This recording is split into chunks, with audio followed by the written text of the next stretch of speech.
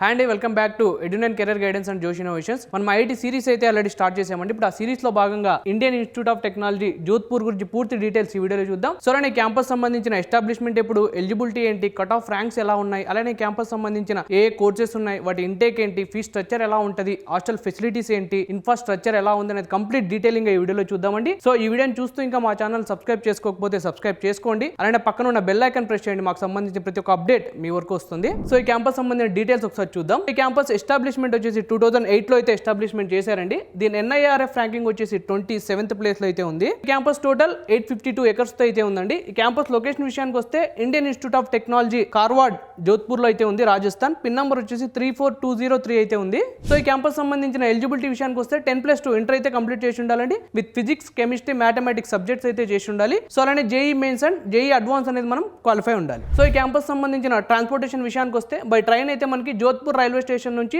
26 kilometres avail అయితే campus ఉందండి. So అలానే మనం ఎయిర్పోర్ట్ విషయానికి వస్తే జోధ్పూర్ ఎయిర్పోర్ట్ నుంచి 28 కిలోమీటర్స్ అవైల్ అయితే క్యాంపస్ ఉందండి. సో అలానే ఈ క్యాంపస్ సంబంధించిన ఏ కోర్సెస్ ఉన్నాయి, వాటి ఇంటేక్ ఏంటో ఒకసారి చూద్దాం. Civil and infrastructure engineering 60 intake అయితే ఉంది. Computer science and engineering 80 intake అయితే ఉంది. ఎలక్ట్రికల్ ఇంజనీరింగ్ 50 ఇంటేక్ అయితే ఉంది. ఫిజిక్స్ విత్ స్పెషలైజేషన్ 30 ఇంటేక్ అయితే ఉంది. మెకానికల్ ఇంజనీరింగ్ 90 ఇంటేక్ అయితే ఉంది. కెమిస్ట్రీ విత్ స్పెషలైజేషన్ 30 ఇంటేక్ అయితే ఉంది. కెమికల్ ఇంజనీరింగ్ 50 ఇంటేక్ అయితే ఉంది. మెటీరియల్స్ ఇంజనీరింగ్ 50 ఇంటేక్ అయితే ఉంది. ఎలక్ట్రానిక్స్ ఇంజనీరింగ్ 50 ఇంటేక్ అయితే ఉంది.